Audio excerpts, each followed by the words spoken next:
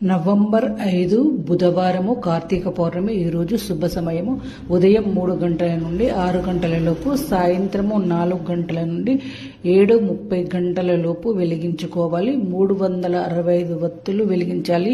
ఎక్కడ వెలిగిస్తారంటే తులసి కోట దగ్గర కానీ, వెంకటేశ్వర స్వామి ఆలయంలో కానీ, రామాలయంలో కానీ, శివాలయంలో కానీ వెలిగిస్తే సమస్త శుభాలు కలుగుతాయి. కార్తీక మాసమంతా దీపదానం, స్నానం, హరిహరారాధన అత్యంత పుణ్యప్రదమైనవి. అందులోనూ పౌర్ణమి రోజు కార్తీక పౌర్ణమ్యాయాం స్నానం జపహోమదాన్ కరోతి తస్మాత్ పుణ్యం 1,00,000 కోటి గుణితం భవేత్. అంటే ఈ రోజున చేసినటువంటి స్నానం, దీపదానం, హరిహర నామస్మరణం, దానాలు, జపాలు 1,00,000 రెట్లు ఫలితాన్ని ఇస్తాయి అని శాస్త్రవచనం.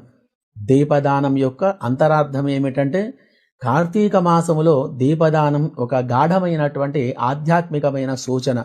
ఈ యొక్క పౌర్ణమి రోజున శివాలయంలో కానీ, విష్ణువాలయంలో కానీ దీపాలు వెలిగించడం వలన మనలోని అజ్ఞానమంతా కూడా తొలగిపోయి మంచి జ్ఞానం మనకు కలగడానికి ఈ దీపారాధన అనేది మనకు ఉపయోగపడుతుంది.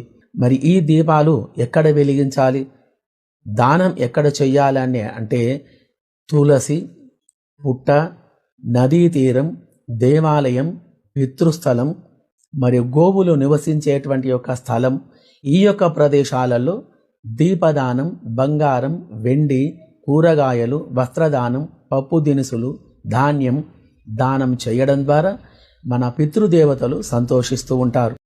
ఈరోజు కోజాగిరి పౌర్ణమి కూడా అంటారు. ఈరోజు లక్ష్మీదేవి పూజకి చాలా విశిష్టమైన రోజు. ఈరోజు సత్యనారాయణ వ్రతం కూడా జరుపుకుంటే చాలా మంచి ఫలితాలు లభిస్తాయని పెద్దలు చెప్తారు. కార్తీక పౌర్ణమి నాడు దీపం వెలిగిస్తే వెలిగించి వెళ్ళిపోకూడదు. కొవ్వొత్తితో అస్సలు వెలిగించకూడదు దీపాన్ని. ఎందుకంటే అది చచ్చిపోయిన జంతువు యొక్క కొవ్వుతో తయారు చేయబడుతుంది. వెంటనే ఆ దీపం అపవిత్రం అవుతుంది. కాబట్టి కొవ్వొత్తులతో వెలిగించకూడదు, అగ్గిపుల్లతో వెలిగించకూడదు.